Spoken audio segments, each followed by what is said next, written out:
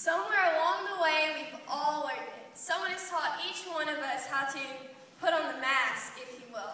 How to pretend that we're okay when we're really not. You don't have to think too hard to know that this is true. Good morning, how are you today? Is almost always followed with, I'm fine, thanks.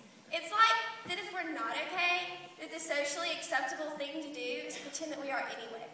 Why is that? We've all painted on smiles and put walls up to hide ourselves from each other, even inside of our own church. Now, don't get me wrong, I can play the game with the best of them, but if we're truly going to build up the body of Christ, we need to tear down these walls. We need to be a sanctuary for sinners, not a country club for saints. Here's what you see. I'm 18, a senior in high school, and I make pretty good grades.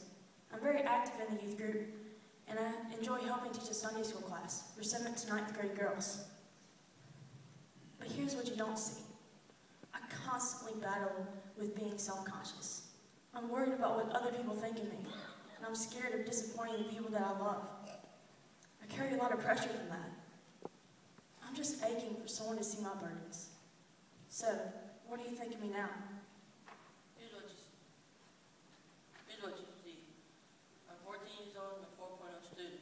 My own school's baseball team still able to maintain perfect grades. Here's what you don't see. I struggle with suicide daily. Spend most of my day wondering who cares. I walk around with a smile on my face just to hide it, but I know I'm not worth anything. So, what do you think of me now? Here's what you see. I'm 14, and all the adults in the church tell me that I'm a perfect role model for the younger kids. I help out in children's choir, work in the nursery, and all the kids treat me like I'm their older sister. But here's what you don't see. I try to be strong all the time, and very few people have seen me cry. I'm aching desperately for someone to really get to know me. No, I've never tried drugs or been to wild parties before, but I still wear a mask, and it hurts when no one tries to see behind it. So, what do you think of me now?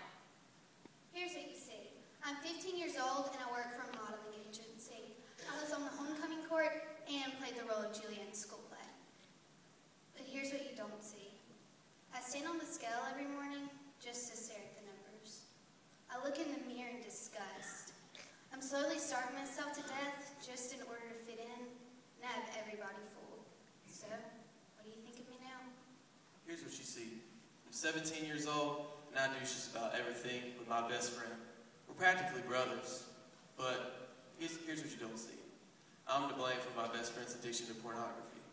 I bought him a stack of magazines one night, and I taught him how to hide them when his mom came in. That stack just got bigger. So, what do you think of me now? What do you think of me now? Perhaps it's our fear of knowing the answer to that question that keeps us wearing our masks. We think that if we can convince everyone else that we are strong and fearless, we might actually believe it too. On the outside, we shine, but on the inside, we are all scarred, bruised, and broken. Truth is, if we remove our masks, we'd be surprised about how similar we all look. We've all been broken. But if we keep hiding our pain and sin from one another, how will the world ever know that there's a God who loves the brokenhearted? When we are faithless, He remains faithful. And when our sin increases, His grace increases all the more. Maybe whenever we decide to tear down these walls and take off these masks, we'll find out that we're not so alone. And maybe, just maybe, we'll realize that we serve a God whose scars, bruises, and brokenness became our salvation. It's not what you think about me, but it's about what He thinks about us. And when that truly matters, the masks will fall, and we will boast in the very